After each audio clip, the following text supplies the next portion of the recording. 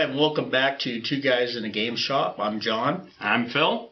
And today we're going to do Lewis and Clark, The Expedition. It's made by Ludonate Games.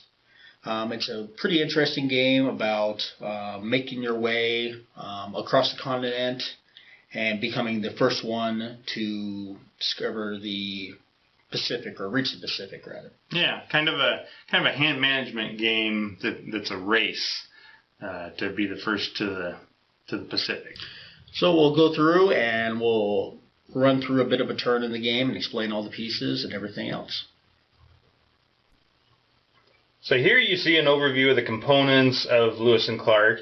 You've got your game board here with the river that you have to travel along. You've got a nice Indian village here, which provides a little bit of a worker placement aspect, and your Indians. You have these markers, which are used to indicate a greater quantity of goods. You've got a couple of expansion canoes that will allow you to carry more Indians in your expedition. These markers are used to alter the path if you want to get into changing up things. You have each expedition located here. Each one has different people that belonged to the Lewis and Clark expedition. There are 5 different colors for 5 players. These are the scout markers that go with each colored expedition. And you've got your rule set here. You also have your resources here, and you also have the expedition boards here. Here you have the encountered character cards, and down here you have the camp markers for the 5 different colors as well. Now here we have a view of the starting setup for the game, and you can see over here your starting resources, which now are separated, and we can go into greater detail. Here you have wood, this is furs, this is food, and this is equipment. As well as over here we have laid out the different encountered character cards in the journal. Now in the journal you have everything starting from lowest to highest is how it's ordered. And these are the characters you can recruit, but you'll have to pay a cost for them. The fur cost is always preset right here. And then you'll have the other, whatever the equipment cost is going to be set by the card itself here. So as is with this one, it'll be 1 fur and 1 equipment, 2 fur, 2 equipment, 3 fur, 3 equipment, 4 fur, 3 equipment, and 5 fur, 3 equipment. You also have here, you place your camp marker so that it points to the St. Louis location, and you put your scout in the river space of St. Louis. Here also you can see the expedition board, and with the starting setup, you'll have 1 Indian, as well as you'll have 1 food, 1 equipment, and 1 fur. On this side of the board, you see that you set up 1 Indian in the newcomer spot.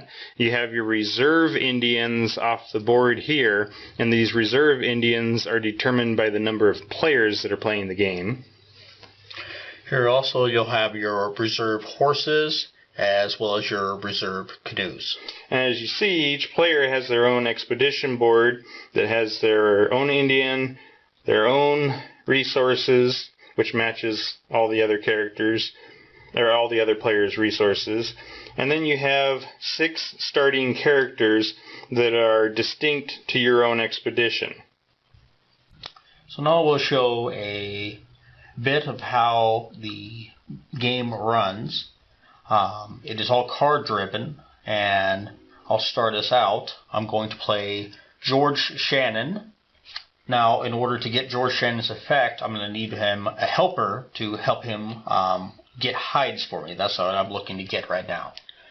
So I'm going to flip over Silas Goodrich here and send him as a helper with 1 helper to help George Shannon here.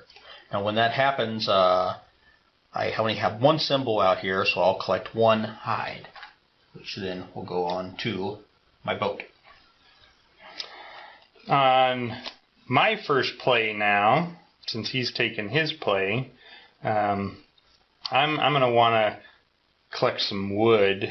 So I'm going to use Hugh McNeil to go out and chop down some wood. And I'm going to send Alexander Willard as a helper. So that'll activate Hugh McNeil once and give me one bundle of wood there, which I add to my expedition. So now play will return to me. And looking at what I want to do next, I'm going to need some equipment, so I'm going to send John Shields out for that. And I'm going to go ahead and have Thomas P. Howard give him a hand. Now, this time, looking at the symbols on the cards, I have one equipment here, but also Phil has played in equipment. So now, counting all the equipment symbols, there's 2 equipment symbols, so I get to collect 2 equipment. Once again, goes into my expedition boat. For my next action, instead of playing a card, what I'm going to do is I'm going to send my Indian into the village to collect some resources. So I'm going to send him up to this teepee here, and that lets me pick up either 2 wood or 2 furs. In this case, I want those bundles of wood because of what I eventually want to do is go here and build an add-on canoe so I can carry more goods in my expedition. So I'm going to go there, I'm going to take the 2 bundles of wood and put them into my expedition. And when I do that, as you see, his wood symbol doesn't add on to that because I didn't use a card to do it. Now, continuing on, I'm going to send my interpreter, Robert Fraser, to the powwow. So I'll place him here, and John Ordway is going to give him a hand with that. So now when I do this, the first thing that happens is all the Indians, including the newcomer, all heads into the powwow. And now I can choose however many Indians I want from the powwow to add them to my boat. Now, as you can see here, this is a half moon. That means I'm not just restricted like I am to a circle to adding just one. I can choose as many as I want. So if I wanted, I could put both in here. However, for each one you have over here, it's going to delay you by a day. So in this case, I'm going to play it a little safe. I think I'm just going to take one of the Indians instead. Now, also looking at this, once you do this and collect your Indian, we have to go up here to the journal and discard the last card. So it will leave, and then we'll slide down the other ones and add a new card to this. And the newcomer is Wauche. So, looking at this now, I've done the first part of my turn, but you're also allowed before or after your turn to recruit a character.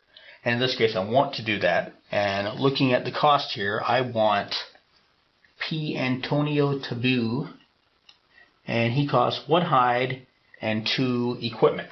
So I will pay my 2 equipment and 1 hide to recruit him now. Now he immediately will go into my hand. He won't go to the side or anything. He counts as part of my hand immediately, and I can use him immediately if I had another card. As soon as I took them, these will now slide down. A new one comes out, and that one is Rene Jassom. Alrighty. Alright, so now it's my turn, and I think I'm going to try and get my expedition moving. So I'm going to use my expedition leader, Meriwether Lewis, and I'm going to send Richard Windsor along as a helper. And I'm going to try and move my expedition. So with this, I can use either a food to move 2 spaces on the river, a canoe to move 4 spaces on the river, or a horse to move 2 spaces in the mountains. Well, since I'm on the river, it's only the first 2, and since I don't have a canoe, which is the blue one, I have to use food. So I spend my food, and then I get to move my scout 2 spaces up on the river.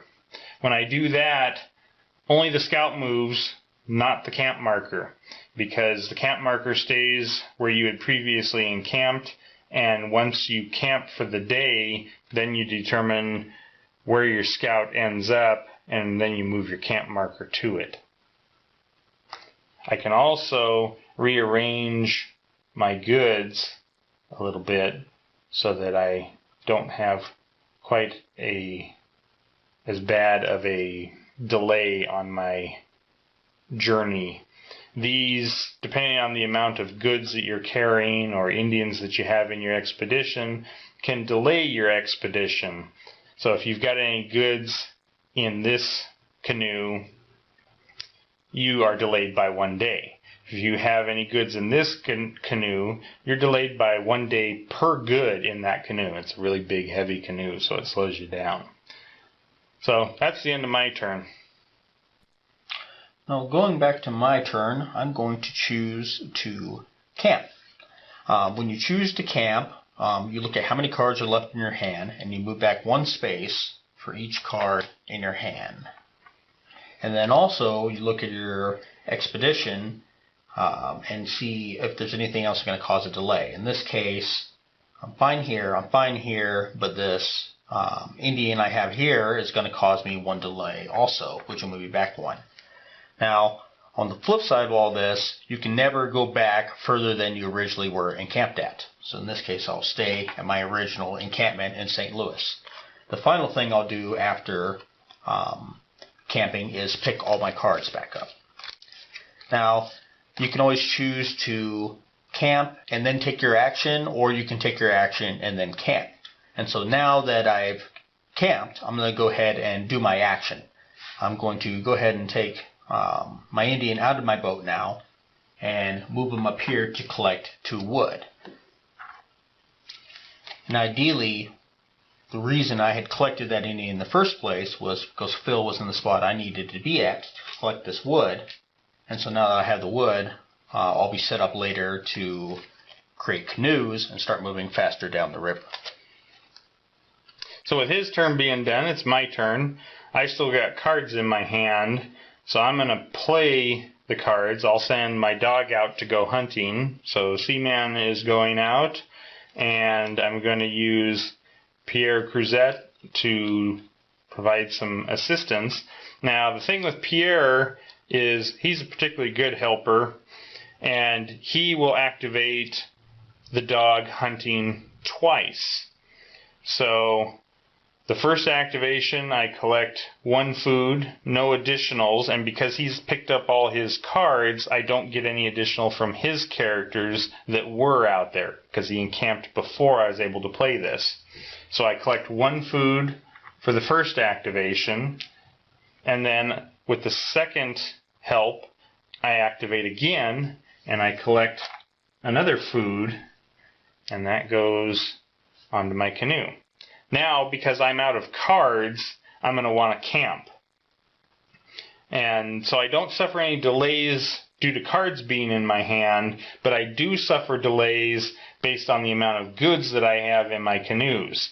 I kind of made a mistake and have collected too many goods, so it's slowing my expedition down.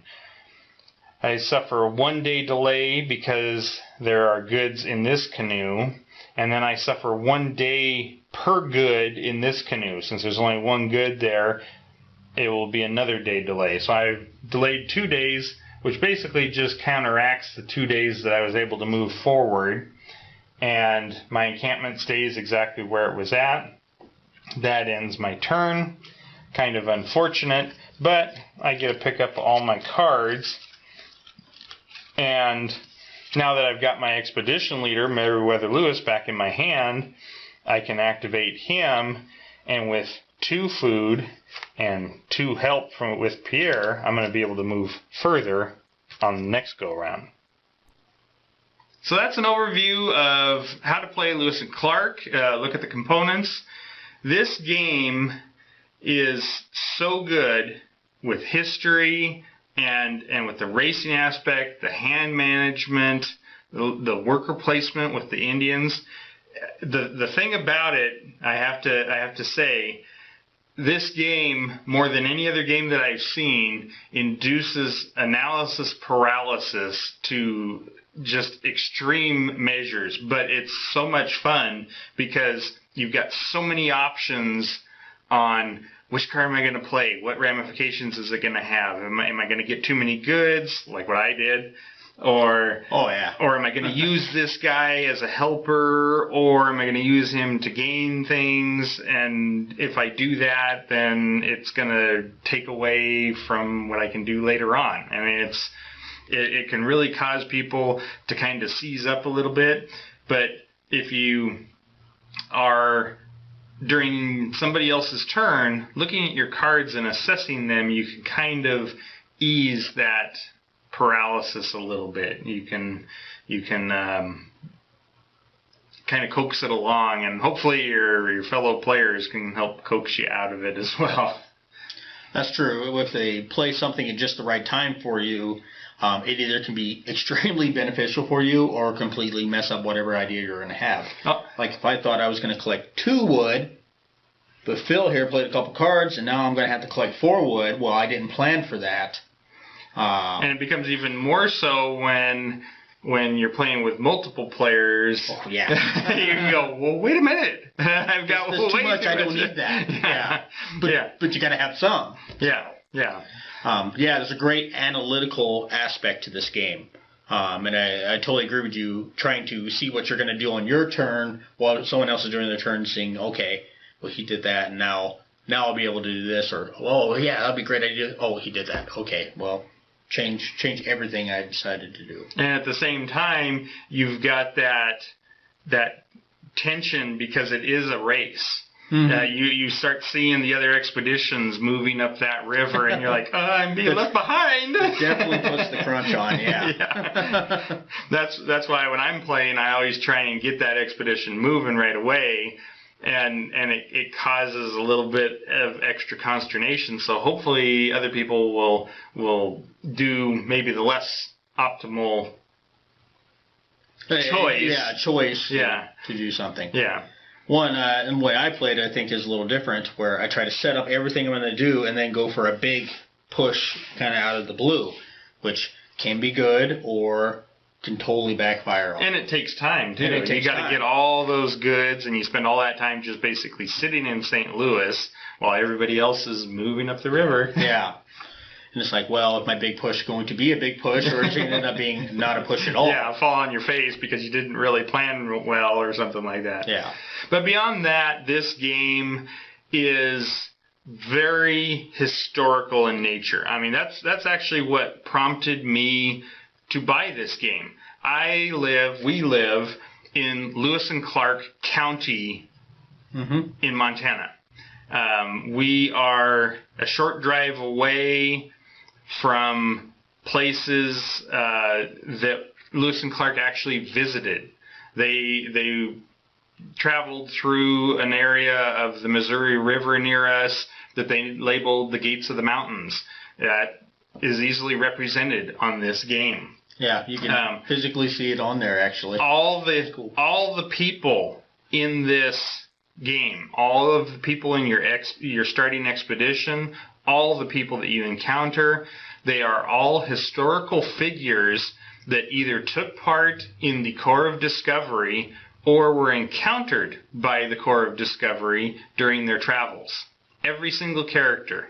So it's very historical in nature, and the instructions, the rules in the back of the book do a very good job of providing a brief historical snippet about every single character. Explains kind of who they were and how the Corps met them. And you can find out a lot of interesting bits of history just by reading that little snippet on every character when you put them out. So I usually kind of take the time when you're setting up the journal, I'll read off each character and what they were about, so that everybody gains a little bit of knowledge when you're playing the game. You can play it where you can kind of gloss over and not pay attention to the history, but I think you're kind of doing yourself a disservice and missing a lot of the detail that they put into this game. They did a really good job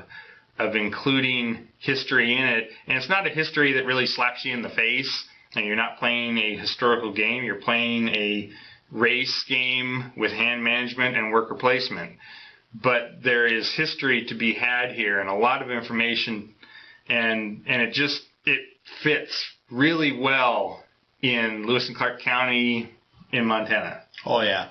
I believe actually all the stuff, like when I play Philly, reads all that and whatnot, and it's really immersive and helps you get into the whole feel of what it must have felt like with Lewis and Clark, and because there was a lot of people looking at that time to be the first one to discover that way. Oh yeah, that was during a time period where they were trying to find that route to the Pacific, that they thought there was an easy way, but they discovered, unfortunately for them, that once you get out of the plains and start getting into the mountains of Montana, there was a lot rougher going. Yeah.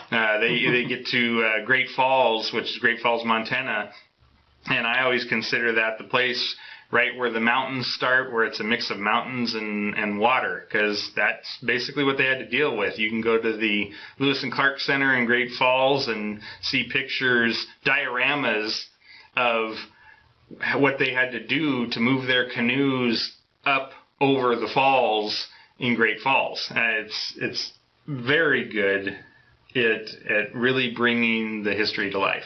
Oh, yeah.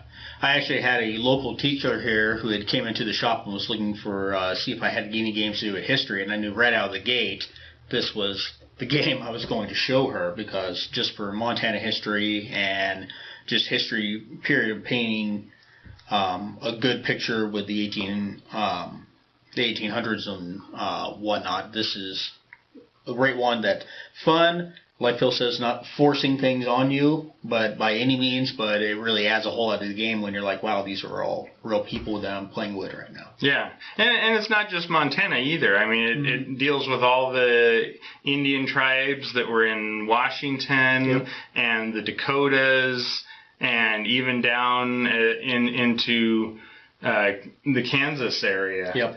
Where as long as the Missouri River went through it, this covers it. So it's big history if you take the time to actually read through it.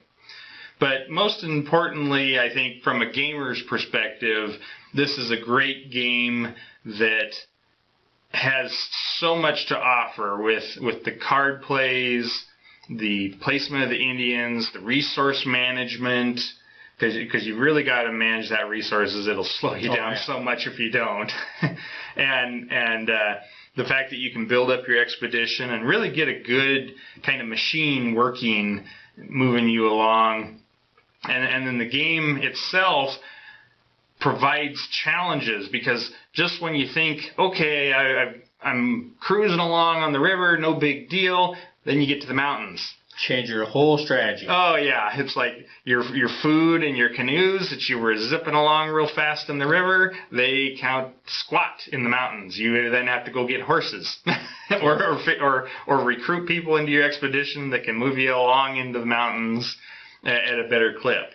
But, yeah, it really changes things up, because you have the mountains right after the river, and then you've got a little blip of river again, which is basically Clark's Fork of the Columbia, and then you're back into the mountains again, and then you've got the river again all the way to the Pacific, and trying to get to Fort Clatsop as the victory. And it's a great game. I've seen so many close games of this. I've seen things where the last player was way in the back, and then they managed to catch up because everybody slowed down going through the mountains, and leads change multiple times, people falling backwards and forwards and everything going through the mountains.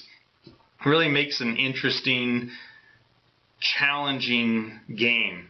And if you think you've got it licked, you can put in those little alternate terrain tiles onto the board and mix things up even more. So it's got a lot of replayability in it. Oh yeah.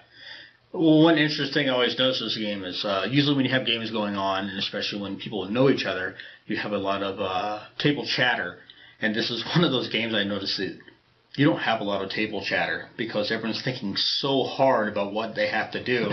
You can always tell people are deep in thought about what they have to do. So the analytics of this game I really enjoy, actually. Yeah, as you get more characters into your expedition, it's just so many more options because you can play that one character with all these other characters. You can add, if you've got more Indians, you can add more Indians onto the cards and get more activations. Just so many options. Yep. So thanks for watching. Hope you enjoyed our demonstration of this. Go out and get this game if you're at all interested in a very challenging but enjoyable, historic natured race game.